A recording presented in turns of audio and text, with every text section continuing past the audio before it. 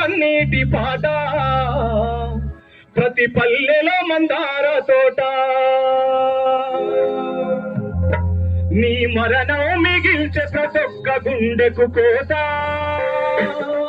నీ త్యాగం మరువము ఎప్పటికది ఒక చరిత,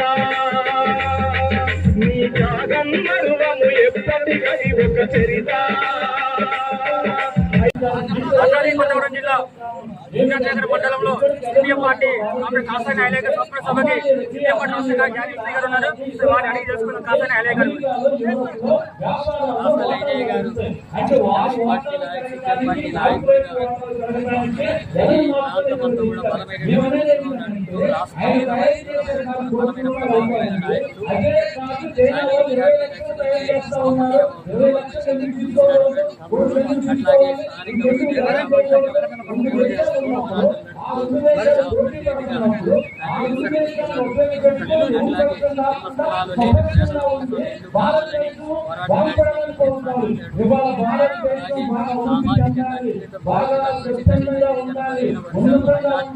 ప్రపంచంలో సకాలంగా అన్ని దేశాల కంటే ముందుకు పోవాలని కోరుకునేది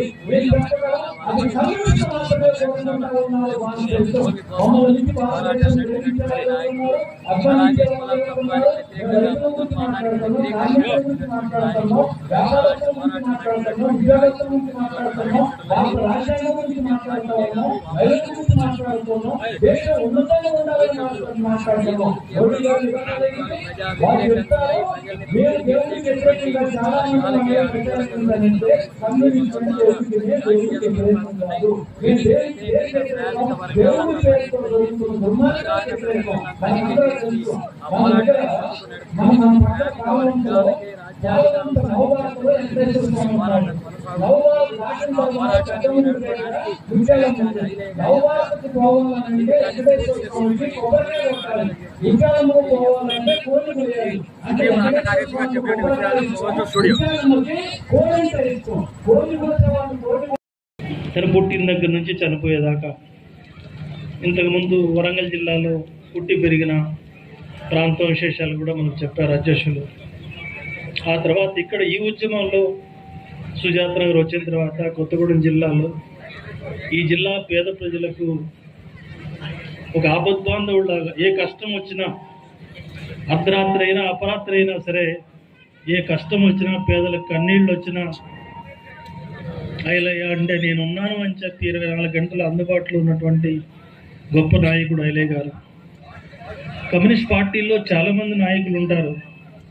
నేను పదే ఒక మాట చెప్తుంటాను నా అనుభవంలో. కమ్యూనిస్ట్ పార్టీకి నాయకుడు కావడం పెద్ద కష్టమేం కాదు.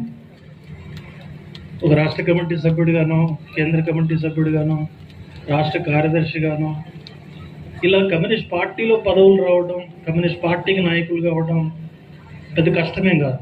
కాకపోతే ఆ మార్క్సిజం మీద, సిద్ధాంతాల మీద పట్టుండాలి. అట్లాగే ఆ సిద్ధాంతాల చివరంట తీసుకుపోయే నమ్మకమైనటువంటి అంకిత భావం ఉండాలి, పార్టీ క్రమశిక్షణ ఉండాలి. ఈ కనీస లక్షణాలు ఉంటే కమ్యూనిస్ట్ పార్టీలో ఎవరైనా సరే కమిటీల్లో రావచ్చు, పెద్ద నాయకుడు కావచ్చు. కానీ కమ్యూనిస్ట్ పార్టీకి నాయకుడు కావడం వేరు, ప్రజలకు నాయకుడు కావడం వేరు. కమ్యూనిస్ట్ పార్టీ నాయకులందరూ ప్రజలకు నాయకులు అనుకుంటే పొరపాటు. అంటే నేను వాళ్ళని కించపరచడం లేదు. కమ్యూనిస్ట్ పార్టీ నాయకులు కమిటీల్లోకి వచ్చిన తర్వాత వీళ్ళు ప్రజానాయకులు కాదు అని నేను కించపరచడం లేదు. సిద్ధాంతాల మీద పట్టుండటం వేరు, నిర్మాణం మీద పట్టుండడం వేరు, నిర్మాణ దక్షత కూడా ఉండొచ్చు. అది కమ్యూనిస్ట్ పార్టీకి అలాంటి లక్షణాలు నాయకులు చాలా అవసరం. కానీ అట్లాంటి వాళ్ళందరినీ కూడా ప్రజలు విశ్వసిస్తారని చెప్పలేము. ప్రజానాయకుడు వేరు. ప్రజానాయకుడు అంటే ప్రజల మనసులోంచి అభిమానం తన్నుకొచ్చే వాళ్ళు ప్రజానాయకులు. అట్లా ప్రజానాయకుడు కావడం చాలా కష్టమైన విషయం. ప్రజల విశ్వాసం ఉండటం చాలా కష్టమైన విషయం. మన రాష్ట్రంలో ఉన్న అతి కొద్ది మంది ప్రజానాయకుల్లో, నేను చెప్పడానికి సాహసం చేస్తున్న అతి కొద్ది మంది ప్రజానాయకుల్లో కామ్రేడ్ కాసాని ఐలయ్య ఒకరు అని మనం అర్థం చేసుకోవచ్చు. ప్రజల విశ్వాసం అనేది ఆ రూపంలో రావడానికి అనేక ప్రత్యేక లక్షణాలు ఉండాలి. ఆ లక్షణాలని సంపూర్ణంగా పొనికూర్చుకున్నవాడు కాసాని ఐలయ్య గారు. మిగతా ప్రాంతాల కంటే కూడా ఖమ్మం జిల్లాలో, కొత్తగూడెం జిల్లాలో ఈ ప్రజానాయకుల యొక్క సంఖ్య కాస్త ఎక్కువ. ఇంకా అనేక మంది యువ క్యాడర్లో ఉన్నారు.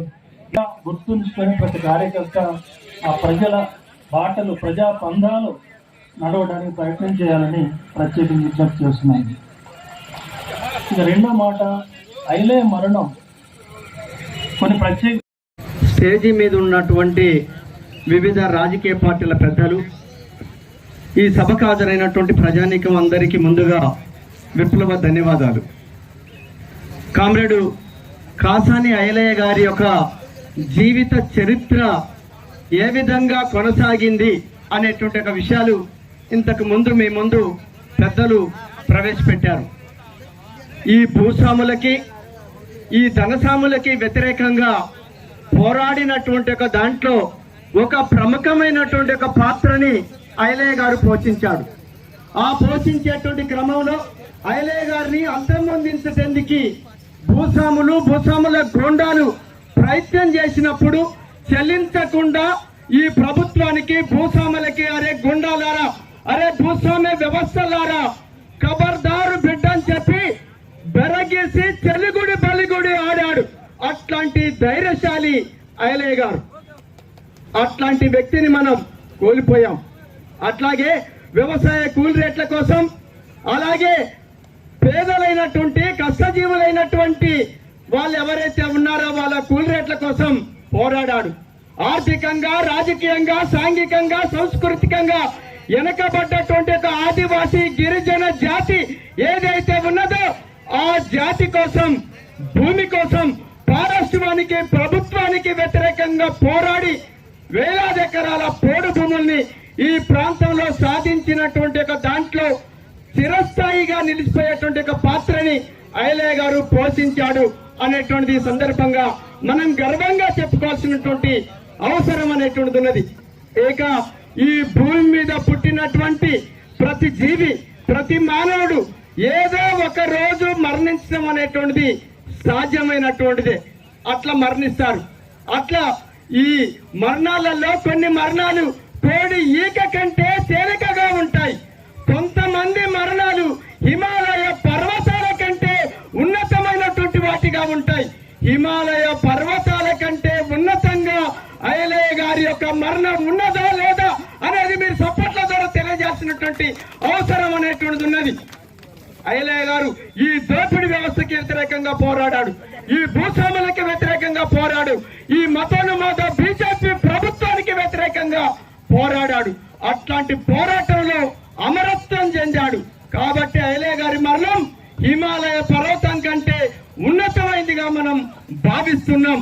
ఐలయ్య గారు మతోన్మాద బీజేపీని నిర్మూలించాలి, దీనికి వ్యతిరేకంగా పోరాడని పిలిపించాడు. అట్లాంటి పిలిపించినటువంటి దానికి వ్యతిరేకంగా పోరాడినటువంటి ఒక నాయకుడిని కోల్పోవటం అనేటువంటిది వామపక్ష ఉద్యమాలకి, పీడిత ప్రజలకి తీవ్ర నష్టం జరిగింది. ఆ నష్టాన్ని పూడ్చుకు